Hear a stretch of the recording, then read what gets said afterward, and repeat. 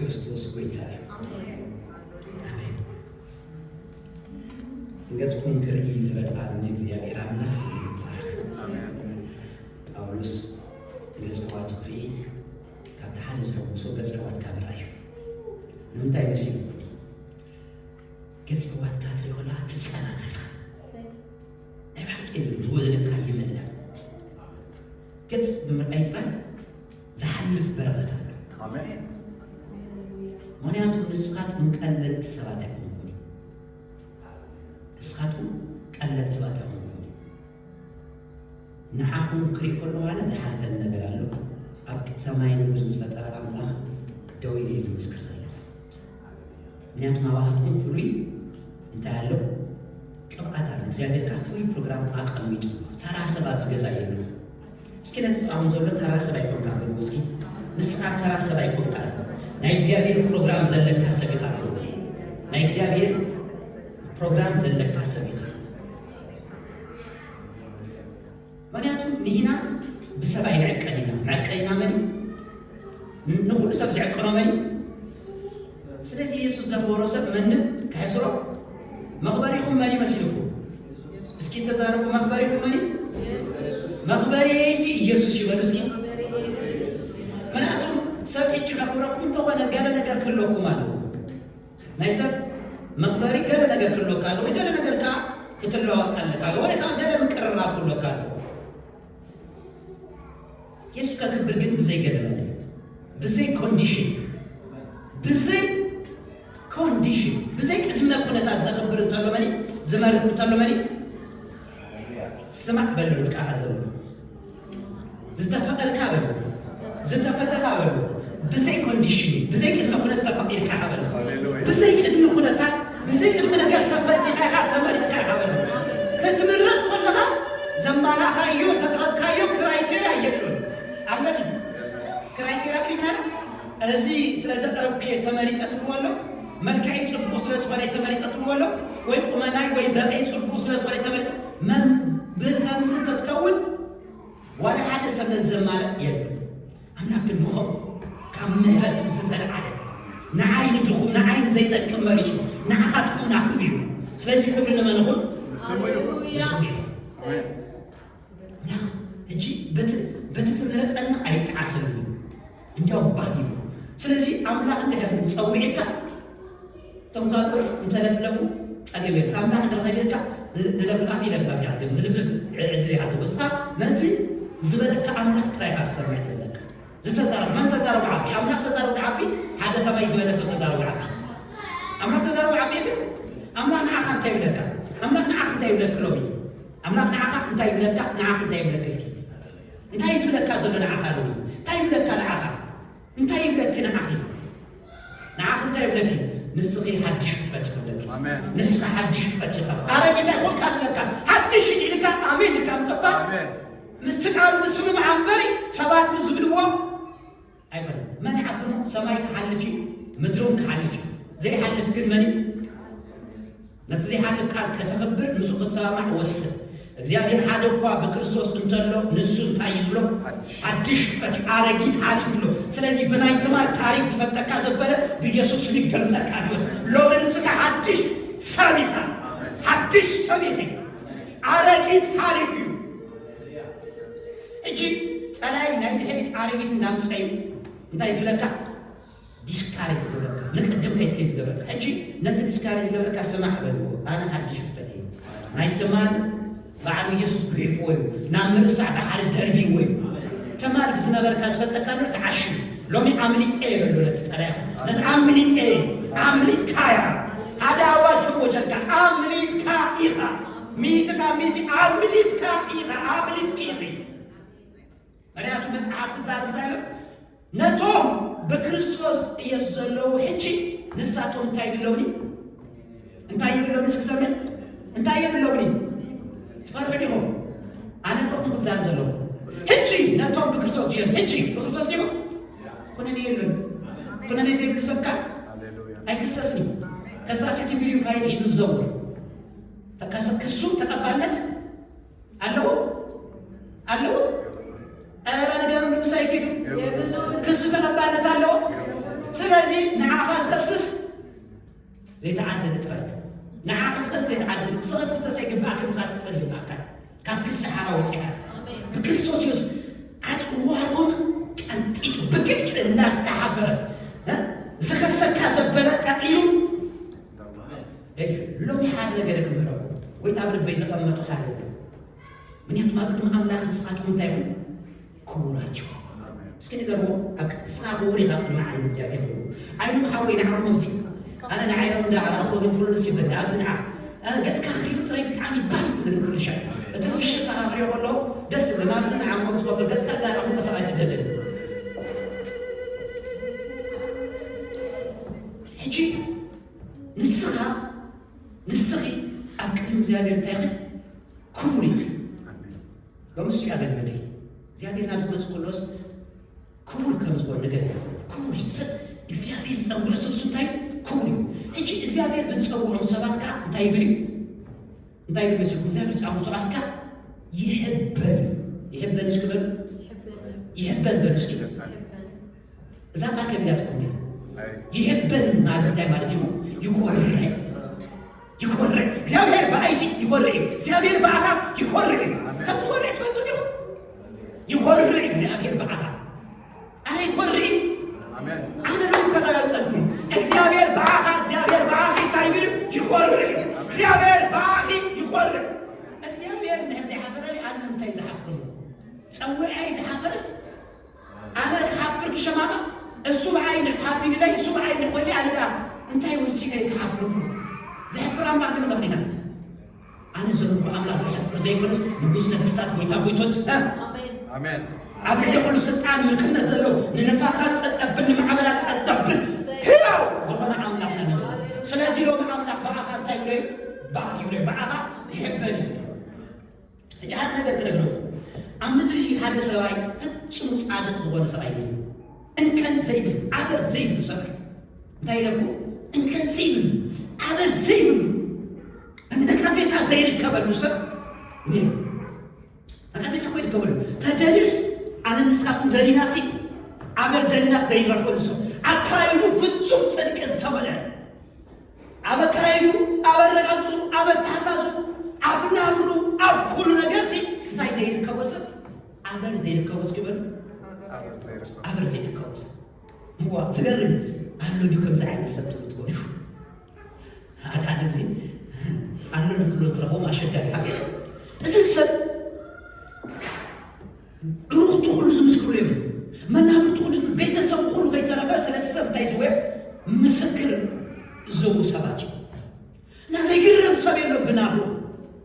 بكايلوها سليو زي ور سبيل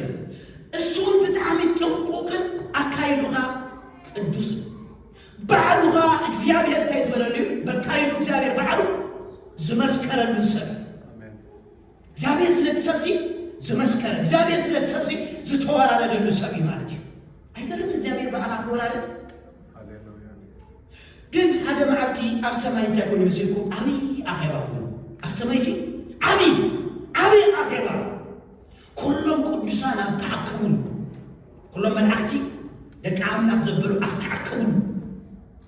ما جنبه كلهم شاش زمسل بقدسنا تمسكر له بنابرام تمسكر له بيوت تمسكر له أبتعكبوا أخيبا مستقبر ناي سماي أخيبا مستقبر سي هذا أحوس يزعات سميه هذا أحوس مستون ساعات تزقبوا تمساس يزعات سميه تمساس يباتي مستون ساعات زنيزو أحوس يوس أتوقيل وقعتي أخيبا ناي من سمعت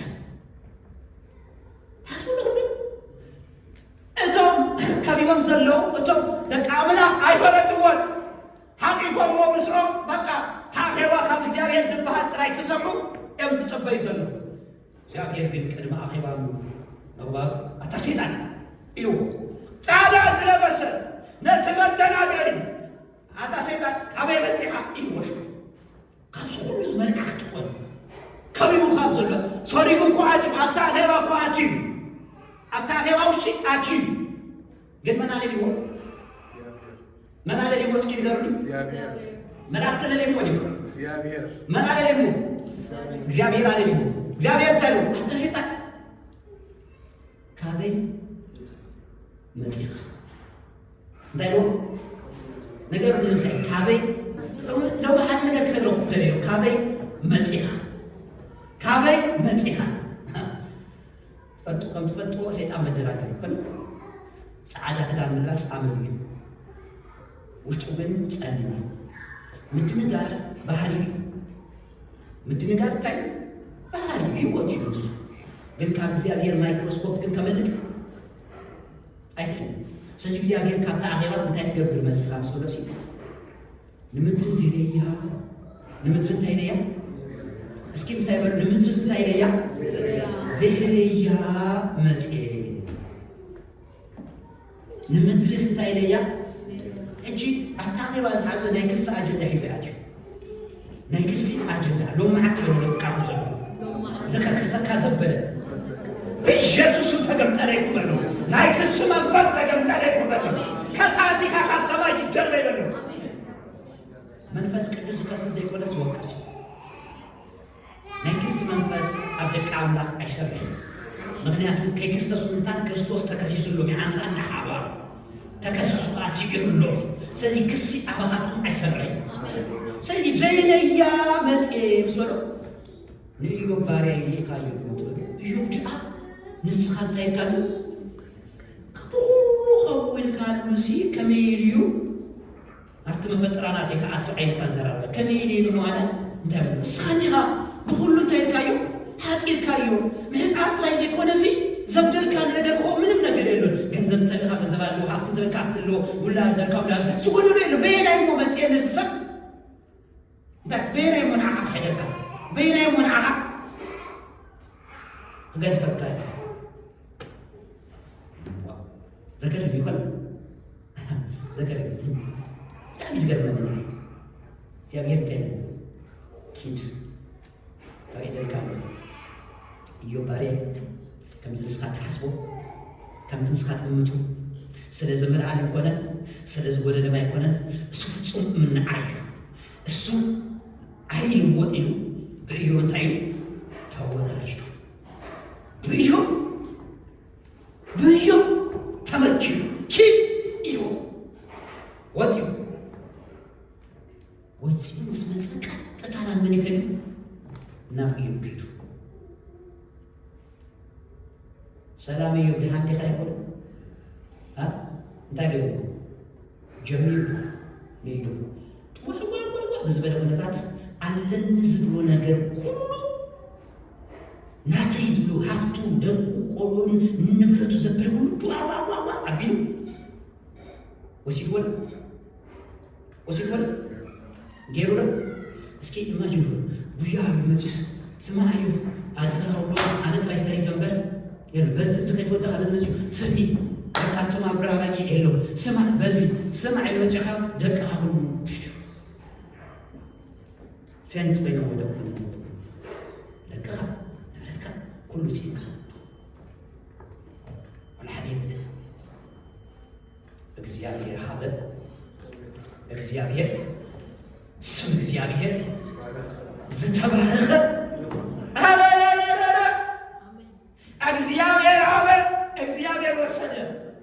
ጥራዬ ተወልደ ጥራዬ ትብለስ ሒዘየት መጻኹን አብዝ ዓለም ወላ ሓደ ነገር የሉን ሒዘየት ኸይዱን ወላ ሓደ የሉን ስለዚህ ብነገር ኩሉ መን ይባረክ እግዚአብሔር ይባረክ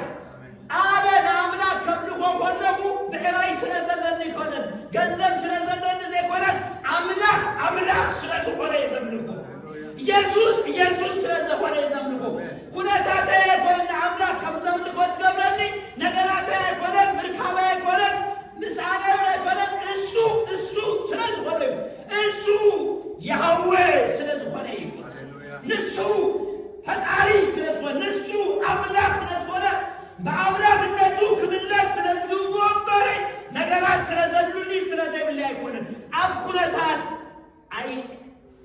መደብ እግዚአብሔር ምን ብቴስቶ ብዘለኒ ነገር አይድመትም እግዚአብሔር ዘለኒ ኮነን ከምልኮ ዝገብረኒ ዘይብላ አይኮነን ካ ከምልኮ ዝገብረኒ እግዚአብሔር ንገሯት አንደሎ ስማ በሉ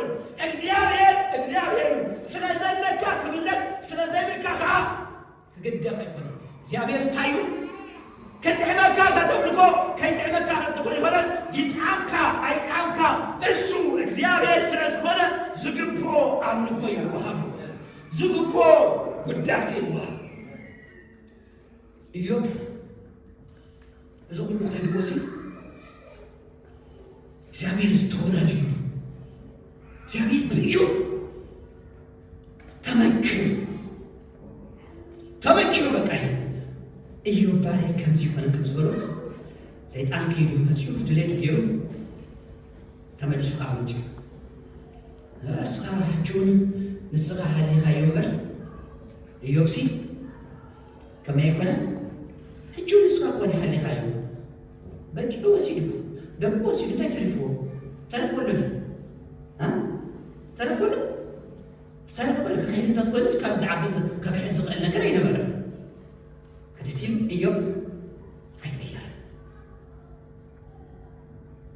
ሓሳቡ ኣይቀየረን ኣብ ኣምላኽ ዘለዎ ርዲት ንኣምላኽ ዘለዎ ልቢ ኩነታት ኣይቀየሩ ጨርቅ ቀዲልኮ ውይ ግድቦ ይሆነ ደቂ ሞይቶም ካ ተባሂሉ ቤተክርስቲያን አምልኮት ገብረት መስሪያ ቤተክርስቲያን ሞት ኳዳ ጊዜ ነው ሞት ዝበለጽ ታረፍ ካብዝ ወደ ዓለም ካብዝ ላይ ስቃይ ዓለም ካብዝ ከርተት ካብዝ ብል ዓለም ሽው ይልካ ምስ አምላካ በሰላም ትነብር እንዲህ ዘይተረዳእካ ግን ሞት እንታይ ትመስለካ ውርደት ትመስለና ዝተረድኦ ግን ሞት ክብር እዩ ዝተረድኦ ሞት ክብር እዩ ምክንያቱ ዕረፍቲ ዘለዎ ሰላም ዘለዎ ህይወት ትነብረሉ ናይ ዝምድር ጉልዞ ዋዲኻ ትረዱ ስለዚ እዩ ደቁ ምስ መተተ ካልእ ኣይፈተና ሓሊኻ ንፈት ሓራይ ገዲፈካ ኣለዎ ድሓር ኩሉ ትገብር ትኽእል ኢኻ ተረዱ ገዲፍዎ ዶ መፅኡ እግዚኣብሔር ገዲፍዎ ንኢዮብ ሰይጣን ከዓ ናብ ኢዮብ መፅኡ እንታይ ገይሩ ብዘለዎ ሁሉ ኣቆሳሲልዎ ሰውነቱ መርአይ ክስጋእ ዘይብሉ ገይሩ ኣቆሳሲልዎ ኣይገርመኩም ክንደይ ጨካን ኢዮብ ንክሕዚ ዝኸዶ መስመር ኣዝዩ ርሑቕ እዩ ዋው እዚ ሁሉ ቆሳሲሉሲ ኣብ ሓሙሽቲ እናደቀሰሲ ከምዚ እንዳደቀሰሲ በዚ ዝሓከሉ ሰንዳሳዕነ በዚ ዝሓከሉ በዚ ሁሉ ነገር እንታይ ገይሩ እንዳሓኸሲ በዚ ሁሉ እግዚአብሔር ይመስገን ራማሳ ካባ የምንፈካል ሁሉ አይቀይርን ሀሳቡ ኩነታት ነገራት አይቀይሩን እቲ ነገር ንኢዮብ ስቶፕ ክገብሮ ይካለ ችግር ንኢዮብ ስቶፕ ገብሮ ቁስሊ ንኢዮብ ስቶፕ ገብሮ ናይ ሰይጣን ፈተና ንኢዮብ ስቶፕ ገብሮ አይካለን አምላኩ ክንዩት እንኳን አጸብቆ ተረድዩ አሁን ስታይመስሉ ዘምኖ አምላክ ይፈልጥ እዩ ተምኖ አምላክ ትፈልጥ እንደሆንካ ብዝገጥመካ ሁነታት ገጽካይ ተሁልኒኻ ብታሐልፈ ጎደናታት አምልኮ አይትቀየምኒኻ ጸኒኢኻ እትነብር ስለዚህ ኢዮብ ብዙ ሁሉ እንዳሐቀቀ ኢዮብ ብዙ ሁሉ እንዳገበረ ኢዮብ ግን እስቲል ኢዮብ ለማን ያመልክ እስቲል አይቀየርም ዘገርምካ ናይቲ ጊዜ ዝነበሩ በወቅቱ ናይቲ ዘመን ዝነበሩ ዝኾነ ነገር ዝበፅሕካ ነገራት ዝበፅሕካ ብምንታይ ዝመስሎ ብኃጢአት ጌርካ ዝበፅሕካ ዝመስሎ ሕጂ መን ክሕዶ ጀሚሩ ካብ መጀመርያ ክሕደት በመንጨት ጀሚሩ ብሰበይቱ ክሕደት በመን ተጀሚሩ በታናቲ ዝብራ ሰበይቱ ኣታ ኢዮብ ትግድሽካ ስቃይ ትግድሽካ ስቃይ ንዓኻ ሓሳብ እዛ ኣምላኽ ፀረብኮሞ በቃ ተካለሽካ ትብሉ ስቃይ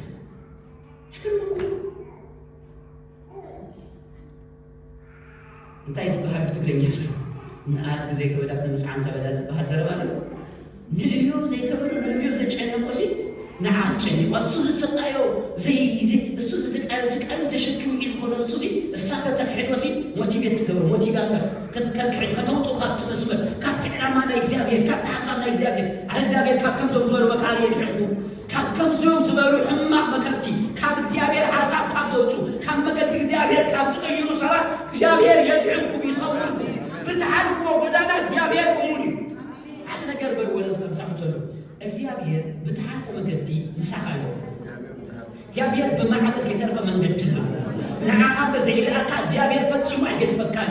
እግዚአብሔር ትማዕበል ሁሉ ንጽቡካ ይዝቅይሮ ትተሓልፈን ጎዳና ሁሉ ንሰናይካ ዝቅይሮ መጽሐፍ ትዛረብ ኮሎንታይት ቶም ንአምላክ ዘፍቅሩ ከምክሩ ተጸውዑ ነገር ሁሉ ንሰናየው ከምዝድግሞ ንፈልጥ ኢና ተሓልፎ ጎዳና ጽባሕ ንዓኻ መጸበቂና ዝኸውን ተሓልፎ ጎዳና ጽባሕ ንዓኺ መመስገን ይኽእል ዝኸውን ሎሚ ተጸመሚ ጽባሕ ዝኸበረ ነገር ኣሎ ሎሚ ነዚ ነገር ስገርዮ ጽባሕ ዝበለጸ ነገር ኣሎ ምክንያቱም ናይ ጽባሕ ሰይጣን አይፈልጥ ጽባሕ እንታይ ከም ዝዳለካ ዘይፈልጥ ናይ ሎሚ ዝዛረብ ሰይጣን ከፈራረ ቆለቁን ጽባሕ ይነካ ከፈራረ ቆሎ ጽባሕ ለካ ጽባሕ ከም ዘይበጽዖ ፈሊጡ ጽባሕ ነው ጽባሕ እንታይ ጽባሕ ምንም ነገር ገብ ጽባሕ ለጽባሕ አመን ይዲያ አብ እግዚአብሔር ይዲያ ጽባሕ ሳመን ይዲያ ወላ መጽሐፍ ጽባሕ ጽባሕ ሳይጨነቅ ይብለና አመኑ ሁሉ ከዝፍትን በጽባሕ ገይሩ ሰብ ዝወዘሉ ሰይጣን በጽባሕ ጽባሕ ቀትለከይ ጽባሕ ከምዝገበከይ ጽባሕ ከምዝገበከይ አሁን ሁሉ ይዘከሙ ጽባሕ እስካዕተው ግን ድቃስ ይካይድረካ እምነት ምስ አምላክ ዘለካ የባትከካ እዩ ግን ፈሊጥው ወይ እዩ ግን ተረጂ አምላክ ካብ ዝሁሉ ነገር ከምዝበለጥ ፈሊጥ አምላክ አሁን ከምዝሆ ተረዲዎ አቦሳስ ሂዶ ሰቤት አንጻ ሄድካ ዘይት ሞተራ አትሰቤት ናይ ምንታይ ዘረባይት ዛረቢ ናይ ሰነፋት ሰበይቲ አዘረባ ናይ ሰነፍ ሰበይቲ ዘረባይት ዛረቢ ለባም ኩኒ ናይ ለባ ማሰራባት እግዚአብሔር ለባ ማሰራት ያጥልቁ እግዚአብሔር ጣም ሰባት ተከትሉኩ ከምዞም አይነት ሰባት ተድረጉ ንስችግርኩም ክትሰቁ ይሁን ንመከራኩም ክትሰቁ ይሁን ክትሓከሉ እኳን ይዝግባን እዩ አይኮንም ክትሓከሉ ይዝግባን እዩ በዚ ሓዲሲ አነም ክሕግዘካ ኢላ ክትሓከሉ ይዝግባ አኩን ትሓከሉ ግን መሞት አመጽት እግዚአብሔር አብሽገርኩም ዝሓከልኩም ዝረድኹም ዝሕግዝኩም ሰብ ይሃብኩም ምክንያቱም እግዚአብሔር ንሰብ ሰብ ይሞዝህብ ሰብ ይሃብኩም አሜን እግዚአብሔር ንሰብ ተይዝብኩም ሰብ ይዝህብ እግዚአብሔር ንሰብ ተይዝህብ ሰብ ይዝህብ ምክንያቱም በዓሉ ኢየሱስ ክርስቶስ ሰብ ኮይኑ መጽና ዝከመነ ያሉ ሰብ ኦኬ ስለዚህ ቅድሚኡ ዝነበሩ ምስሉ ዝበሉ ዝሰትዩ ዝነበሩ ሰባት ጋር ንእዩ እኮ ዘይውሪሉ ወሬሉ ጻድቅ ከምዝሆነ ኩላይ ተወርዝ ነበር ታይሆነ ኩላይ ተዛረገ አይሆነ ዘይምስከሳት አይነበር ግን ችግር ውስጥ መጸለይ ተወረክቶ እንታይ ነው ኃጢአት ተዘይ ግብርሲ ከምዚ ገርካ ተወቅዓ ካንካ ከምዚ አይምኮ ካንካ ይሉምካ ሁሉም ካንታይ ነው ወቅስወን ካራ ባራክ ጸርፍ ወንጀል አኪን ቆሲካ ኮለኻሲ ሐሚምካ ኮለኻሲ አፍስቃይ ኮለኻሲ መልቹ ካለ ሰቁስ እንተወስንካስ ስጋ እንዴ ክትጻወሩ ዝገዓ ምትረክብ ስክንገሩ ስጋ እንዴ ክትጻወሩ ትክል ከቢድ ሀገር አብለዕ ቆስልኻስ ቆስል ሰድድ አብለዕ ዲኻምካስ ድኻም ሰድድ ሰባት ካብ ከምዚ ሰባት እግዚአብሔር ይሰውረና ኦኬ እንታይ ክትብል ለሊኻ ካለ ሙሳቤ ዝትብል ዘለኻ ትብልን ትቆም ኦኬ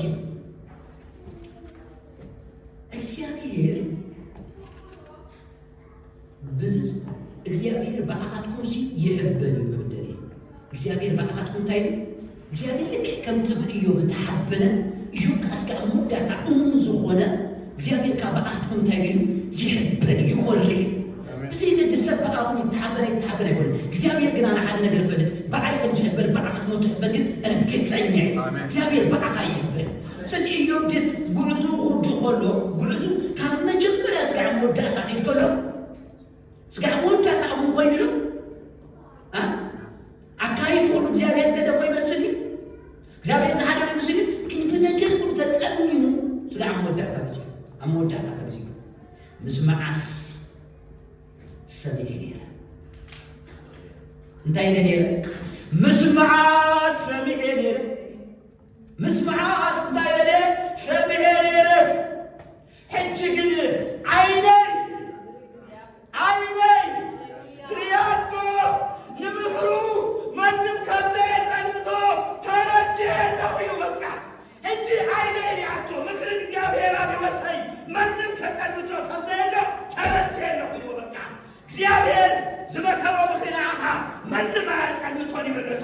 እግዚአብሔር ለአፈዝ መከሮ ምክሪ ማንም አያጸንቶኒ ዝመጽሐየን ይምጻ ዝመጽጅግና ይምጻ እግዚአብሔር ለአኻዝ መከሮ እግዚአብሔር ለአኻዝ ሐሰቦ ማንም ከጸንቶ ከብሶ አይክልኒ መካሪ መስረት ሆነ እግዚአብሔር ስለዚህ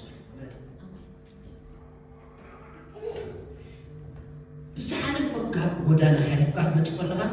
نعها بلو نايك حساسة من يبلد نعها نايك حساسة من يبلد الفجر الجيرو زيابين كيكيسكا نتعمل له بعيس فجر البحثو نتعمل هو بعيس فجر البحثو نيو نايك حساسة من بيولو نيو نايك تاي زمن نايك حساسة عطا ناي زمن نزمن كحساسة يفي زمن عطا زمن كحساسة تجبس الزمن جبكات كذل رزلو كما حمامكي زبركي ززنن له عمتي يبتسأني وزغدل له عمتات እግዚአብሔር ዘኒኑ እግዚአብሔር ዘኒኑ እግዚአብሔር ባርኮ ስጋ ሙዳታ ሙስለስዋል ስጋ ሙዳታ እሙነቱ ስለዚህ ወጣ እግዚአብሔር ከምታ ተዓመመነሉ እሙን ኮይኑ ስለተረፈ እግዚአብሔር ደብሶ እንድባስ ተፈጥረው እንድባስ እንታይ ብትገኛ እንድባስ እንታይ ነው እንድባስ እንታይ ነው ብዙ ጊዜ እንደሐዘን ይተፈጥሮሽ እንደሐዘን ይስፈጥ እንድባስ ነው አምንታይ ይስፈጥ አምነ ሐዘን ይስፈጥ እንድባስ ሐዘንተኛ ዘተሰበረ ልቡ አቅም ዘሳነሰን ነዚ አቅም ዘሳነ አቅም ክረክብ ትሮና ተደብሽ ናብነት ናባፊ የምትስለዘሉ ይሳክሲ አዲሞታ ስለነበረ በምን ተደብሱ ረቆላ ሙሰለት ሐዘን ረሲዓቱ ተደብሱ አረ እግዚአብሔር ዝድብስ ያቁ እግዚአብሔር ዝድብስ ያቁ ሐዘን ሁሉ ዝመረቅ ሁሉ ዝጓይ ሁሉ ዘረስ ደረስ ይበልኩ ምንትና ይበልኩ ስለዚህ ይዮንታዩ ሁሉ ከምት ነትዝመድብ ካዩም ከለካኒ ከምዘይልካ እንታይ ከምዘይልካ ከለካኒ ከምዘይልካ እዚ ሁሉ ዝመጻእ ወደናሲ ለካሲ ንምንታይ ንኽብረት ለካስ ንበረከተ እዩ ጸላኢ ንክፉ ያምሲ ወኔሩ ግን እስኻ ግን ንዝበለጸ ነገር ምጽላት ብልጽፊ ተባረክ እጂ ራእዩ ተስሓቀሉ ጸላኣቱ መጽምሲ እቶም ከምዚ ተይተገብር ዝበልዎ ሰባሲ እስኪ ናንብቦ 40 ተልሂድሞ በጣም ዘገርም ነገር ክትሪኡ ዮብ 40 ተልሂድኩም ከተምወሎ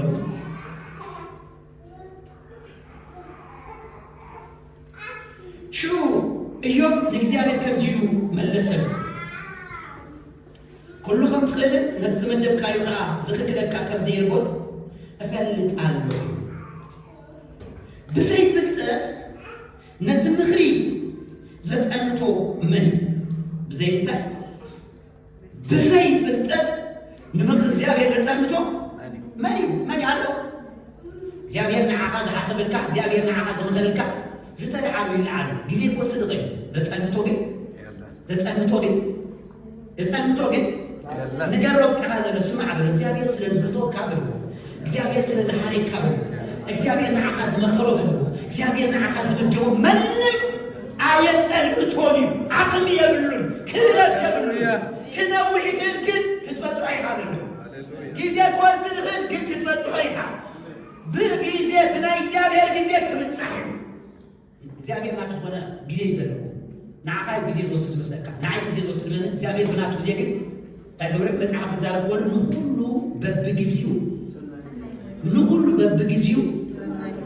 በብግዚኡ ሰናይ ይገብር በብግዚኡ ሰናይ ዝገብር መን ጥራዩ እግዚአብሔር ጥራዩ ስለዚህ እንታይ ነው ብዘይ ፍልጠት ነቲ ምክሪ ዝጸንቶ መን እዩ ስለዚ አረ ነቲ ዘየስተዓልክዎ ንዓይ እምብዛ ዘገርም ዝኾነ ዘፍለጦ ነገር ተዛር ዘይፈልጦ ነገር ተዛር ንዓይ ዘገርም እምብዛ ዝኾነ ሲ ዘይፈልጦ ነገር እንታይ በለ ምን እዩ አይፈልጦም ምን እዩ ዝኸደሉ ጎዳናታት ግን መወዳእታ እንታይ ስምዑን ሂጅ ለለየ ዘለዎ ክዛረበካስ ስምዓኒ ይፈታ ኣነ ተጠይቀካስ ንስሓዊ መሓለኒ بسمعت إذني بزعرها سميعين بمن؟ بذا سمعت كنا نسمع لنا زيابير مدحان كنا نسمع لنا يسوع بيتاكم كنا نسمع لنا أملاك إرشادي كم كنا نسمع لنا أملاك كله كم نسمع لنا بعفنا كعادة كم كنا نسمع لنا هجري نابك الأتوي ذي نازلوا بمسمع زي كنا سي نعتو تكلم يعني وقت الأتوي ذي بزحالتنا نهلا من حرفه قدانا يسوع نموانو زأمن حيلي زأمن بك آخر ركب ذلك زيادة سلازم تايو بزي بسمعي بزعبها سمعي ليرة هجينا هجينا مسكالي ده نبلو أنا بعلي أنا بعليسي تعمي أنا بعليسي قويت حكم زوجنا أنا بعليسي أستماكي ريه أسبيت كيدا مسنجرت تقطع سامرايتي كيدا قوانع بزعبها يسوس تعدم زنبرت كابوم تقول زنبرت سبيتس كيدا مسنجرت توسي كل سامرايت عكيبو مسمتوسي متيو وانجيل كاب يوسف سمعسي سمعي له هجس نجيب الناس يقولس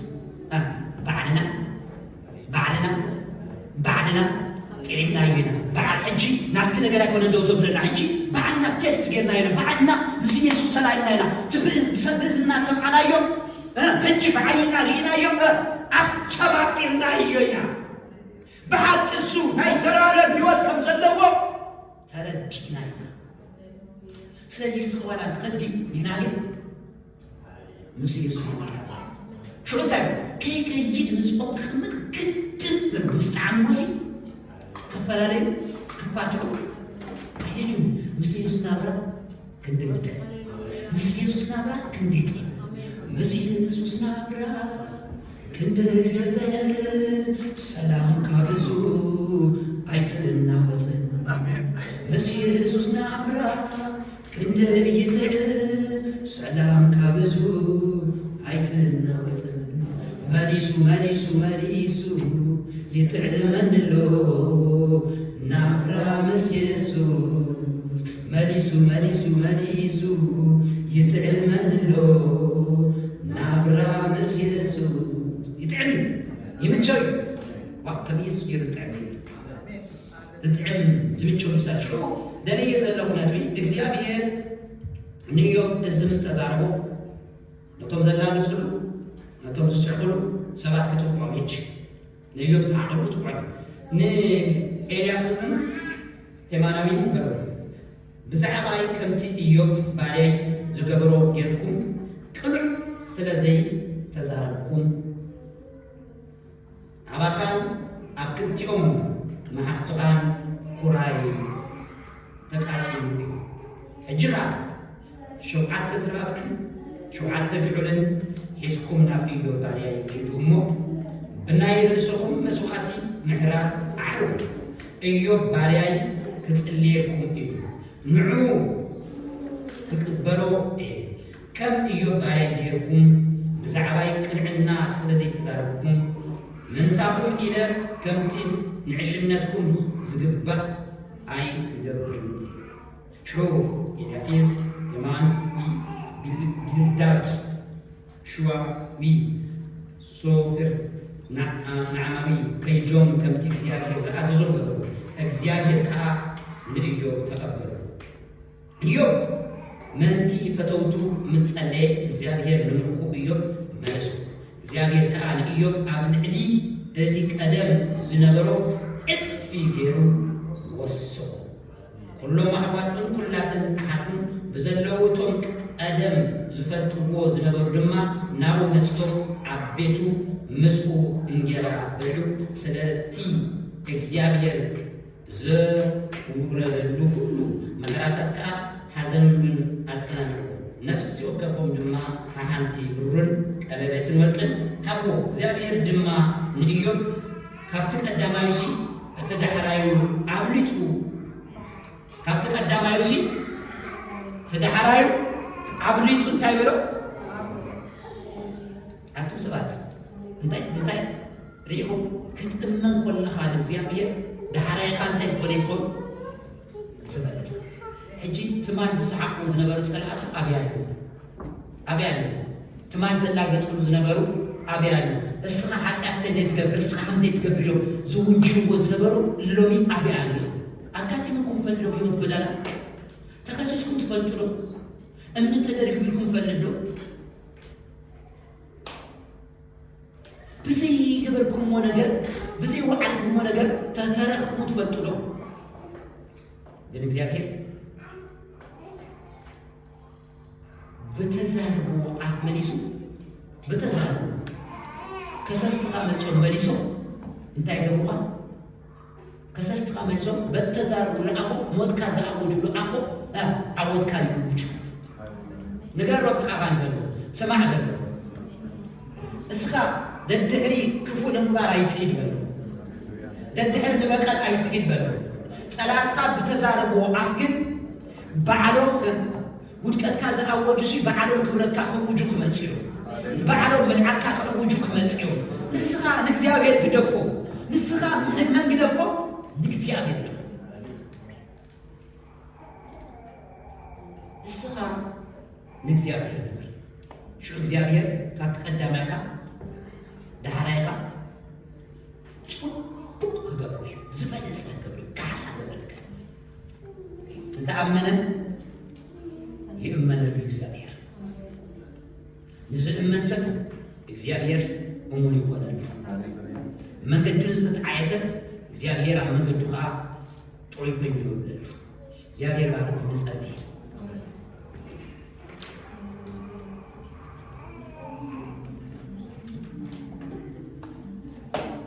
هانا